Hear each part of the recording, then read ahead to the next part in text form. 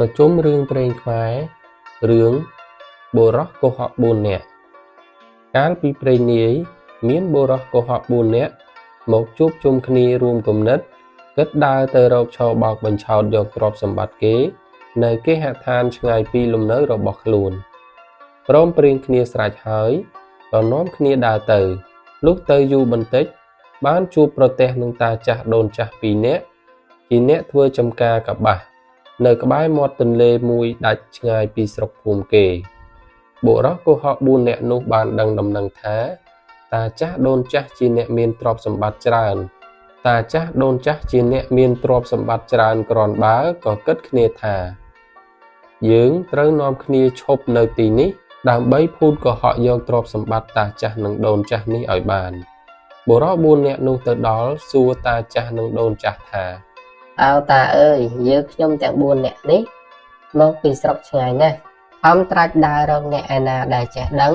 ព្រោះយើងខ្ញុំចង់ដឹងរឿងព្រេងពីបុរាណនេះមកតែវេលានេះបានមកជួបនឹងតាយាយប្រហែលជាចេះដឹងរឿងបុរាណមកខ្លះមិនខានបើដូច្នេះ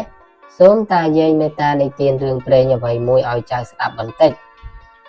តាចាស់ដូនចាស់ក៏ឆ្លើយតបទៅបុរសទាំង4នាក់វិញថាចៅអើយចៅតាំងពីក្មេងដល់ចំណាស់ប៉ុណ្ណេះហើយតាយាយគ្មានចេះរឿងព្រេងអ្វីទេ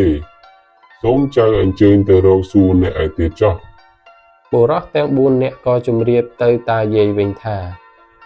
អោតាយាយអើយបើប្រសិនជាមានគេចេះរឿងព្រេងនោះតាយាយចង់ស្ដាប់ឬទេអោចៅអើយតាយាយចង់ស្ដាប់ណាស់តែរកអ្នកណាចេះគ្មាន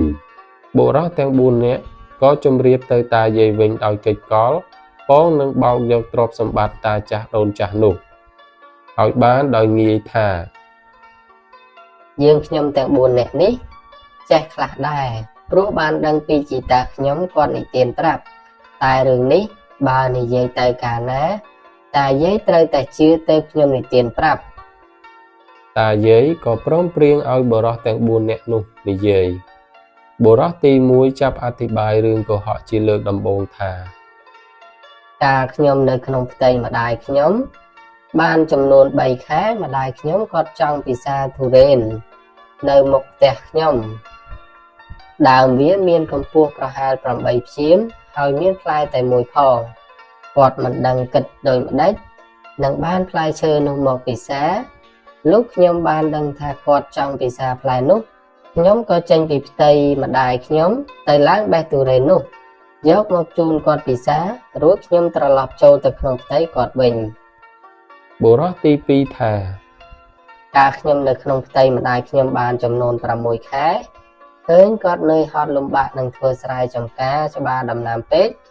ខ្ញុំចេញពីផ្ទៃគាត់មកនៅធ្វើស្រែចម្ការឃ្វាគោក្របីដណ្ដើមបាយដងទឹកជំនួសគាត់ពីព្រឹកប្រហៀមលុះល្ងាចអស់ការធ្វើខ្ញុំចូលទៅក្នុងផ្ទៃម្ដាយខ្ញុំវិញជារៀងដរាបមកបុរសទី3ថាអោតាយាយអើយខ្លួនខ្ញុំនេះជាទេវបុត្រចយុទ្ធចុះមកចាប់បដិសន្ធិនឹងម្ដាយខ្ញុំសប្តាហ៍ថ្ងៃនេះខ្ញុំចេញពីផ្ទៃវេលាណាបានមកបម្រើគាត់សពសារពើ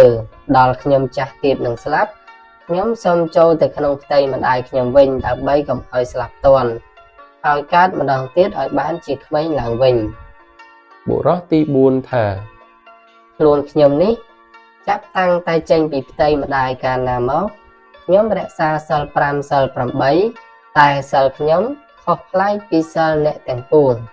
ចង់ផឹកស្រាជក់អាភៀនសម្រាប់ជីវិតគេក៏បានលុះដល់ស្លាប់ទៅកើតជាទេវតាសោយរាជសម្បត្តិនៅឋានសួគ៌បុរសទាំង4នាក់នោះនិយាយភូតកុហកគ្រប់គ្នាហើយក៏សួរទៅតាចាស់ដូនចាស់ថារឿងខ្ញុំនិទានជម្រាបទាំងប៉ុន្មាននេះតើតាយាយជឿឬទេតាយាយឆ្លើយតបទៅវិញថារឿងនោះតាយាយជឿហើយចៅតែក្នុងគំនិតគាត់ទាំង2នាក់គិតឃើញជាស្រេចថាបុរសទាំង4នាក់នេះសុទ្ធតែនិយាយកុហកទាំងអស់បុរសទាំង4នាក់នោះទាល់ប្រាជ្ញាក៏ឲ្យតានោះនិយាយរឿងប្រាប់ម្ដងវិញប៉ុន្តែមុននឹងនិយាយរឿងតាចាស់នោះគាត់បានសន្យាដោយបុរសទាំង4នាក់នោះដែរ លុះព្រមព្រៀងគ្នាអស់ហើយទើបតាចាស់និយាយតាថា អោចៅអើយកាលតានឹងយាយមកធ្វើចំការកបាស់នេះបាន 5-6 ឆ្នាំមានទ្រព្យសម្បត្តិប្រាក់មាសល្មមនឹងចិញ្ចឹមចៅទាំង4នាក់នេះបានតែនៅឆ្នាំមួយមុននោះកបាស់មិនផ្លែសោះមិនដឹងជារឿងហេតុអ្វីមានមួយថ្ងៃតាដើររុកក្នុងចំការទៅឃើញដើមកបាស់មួយដើមទំហំប៉ុនដើមត្នោតមានផ្លែមួយធំតាក៏ឡើងបេះយកមកផ្ទះដល់តានឹងយាយនាំគ្នាបកមើលឃើញមាន4គ្រាប់ក្នុងមួយគ្រាប់មានកុមារម្នាក់គ្រប់ទាំង4តាបានឲ្យយាយគាត់បំបៅ3បាច់រក្សា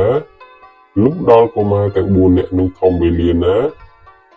ក៏នាំគ្នារត់ចោលតានឹងយាយទាំងអស់ទៅឥឡូវតាឃើញចៅទាំង4នាក់នេះត្រឡប់មកវិញហើយ បុរសទាំង4នាក់ហិតភ័យខ្លាំងក៏នាំគ្នាឆ្លើយប្រកែកទៅនឹងតាចាស់ដូនចាស់វិញថាមិនមែនទេតាយាយសួរទៅវិញថា ហេតុអ្វីក៏ចៅថាមិនមែនបើចៅចេះតែប្រកែកយ៉ាងនេះនោះឃើញថាទាស់ខុសនឹងកិច្ចសន្យាហើយបើដូច្នេះត្រូវចៅទាំង4នាក់មកនៅបម្រើតា ទើបត្រូវនឹងពាក្យសន្យាបុរសទាំង4នាក់កិច្ចមិនរួចក៏នៅបម្រើតាយាយចាប់ពីពេលនោះទៅ